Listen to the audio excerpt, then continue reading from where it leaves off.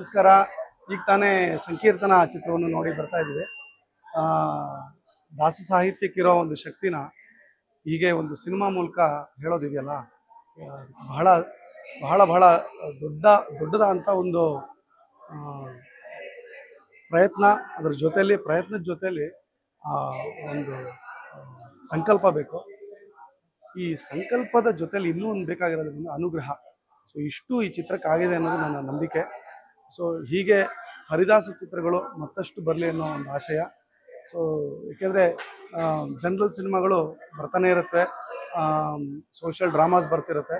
But what is missing in this particular age and time is, ನಮಗೆ ಬೇಕಾದಂಥ ಈ ಆಧ್ಯಾತ್ಮಿಕ ರಸಮಯವಾದಂಥ ಈ ಚಿತ್ರಗಳನ್ನು ಕೊಡೋದಕ್ಕೆ ಯಾರು ಮುಂದೆ ಬರಲ್ಲ ಅಷ್ಟು. ಯಾಕೆ ಅಂತಂದರೆ ಫೈನಾನ್ಷಿಯಲಿ ಹೇಗೆ ವರ್ಕ್ ಆಗುತ್ತೆ ಅನ್ನೋ ಒಂದು ಕನ್ಸರ್ನ್ ಇರುತ್ತೆ.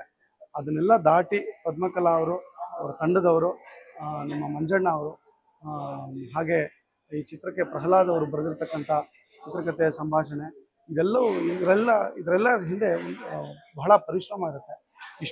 ಇಷ್ಟು ಜನರ ಒಂದು ಸಮೂಹನ ಕಟ್ಕೊಂಡು ಇದಕ್ಕೊಂದು ಕಥೆ ಮಾಡಿ, ಇಷ್ಟು ದಾಸ ಸಾಹಿತ್ಯದ ಹಾಡುಗಳನ್ನು ಸೇರಿಸಿ, ಇದರಲ್ಲಿ ಯತಿವರಣ್ಯರಿದ್ದಾರೆ, ದಾಸರಿದ್ದಾರೆ, ಮಹಾಶಯರಿದ್ದಾರೆ, ಇವರೆಲ್ಲರ ಸಮಾಗಮವೇ ಈ ಸಂಕೀರ್ತನ. ಸೊ ನೋಡಿ ಆನಂದವಾಯಿತು.